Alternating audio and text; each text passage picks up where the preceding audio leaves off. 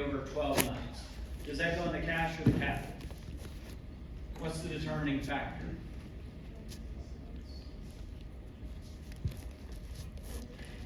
Does it keep going next year? And if it doesn't keep going next year, if it's not going to be there, that's kind of a one-time purchase in that annual budget, I would put that in the capital. Good example, when I was housing director over in Sunwatcher Village, we used to have about a $25,000 to $30,000 carpet and furniture replacement budget. But it was there every single year, because we knew that those carpets only had a 5-year lifespan, hopefully 7 in a good year. So, is that capital or cash? Probably, it's a little bit of a trick question, because you're actually buying some level of an asset, but it's cash because it's there every year, right? It didn't go away after that one time. If we replaced the entire apartment complex and then didn't do it again for 10 years, that would be a capital purchase, not a cash. That became more of our maintenance budget. What if it's 2 years? Not 1 year? Either one, yeah. I mean, if it's the same amount, probably start to build it in more of a cash in, cash out. All right, how do firms raise money? There's 4 general ways. There's short-term financing. That's typically seen as a year, anything really less than 3 years is considered short-term financing.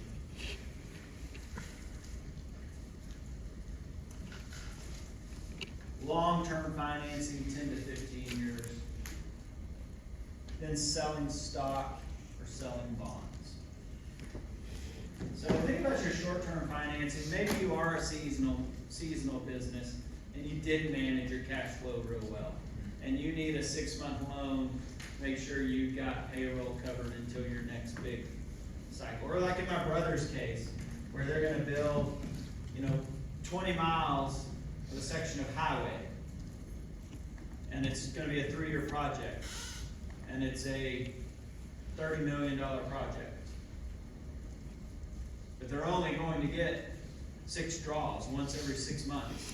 So they're going to get that 30 million in chunks as they complete certain things. They have to manage their cash flow or else they don't make profit. But also, let's say they get in a bind and they need a piece of equipment. They could buy it or they could borrow it. It depends on what you're trying to do. Anytime you're seeing like these short-term financing and long-term financing, if you're not going to pay cash for it, you're probably going to go and get some type of loan, like a bank loan. Realize this about loans. When you go buy a house and you say, I want to borrow $200,000 to buy this house, the bank typically will loan you that if what? If it's at least worth that amount, right? And then you make a down payment. So usually the banks will only loan you about 80% of its value. So if you want something that's worth $200,000 a home, they're going to make you put about $40,000 down so that your loan's only for $160,000. Why? It's not rocket science. If you quit paying on it, what's the bank going to do? Take the home back, sell it, and recoup their money. Well, your idea in business, people aren't going to loan you money on that, because what do they have if it goes under? So they might make you put up your property, or they might make you put up something that they can sell in the case that they have to get it from. So just understand that about financing. And so some companies will sell stock as a way to raise money. If you sell stock, what does it do to your value per shareholder? It goes down, right? That's one way to raise money. And then lastly is a bond, which is like a loan. Midwestern just got last year $44 million from the state of Texas to renovate and add on to Bowling Science Hall. Where's that money come from? The state. Where's the state get it from? The people. Yeah, and tax dollars. But rather than just give it up all at once, they sell bonds over a 15-year period.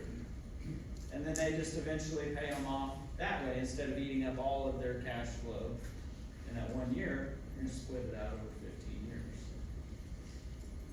And so that's where we'll pick up on Wednesday is bonds, actually talking about the difference between stocks and bonds. You don't have to write it down now, this is where I'll start on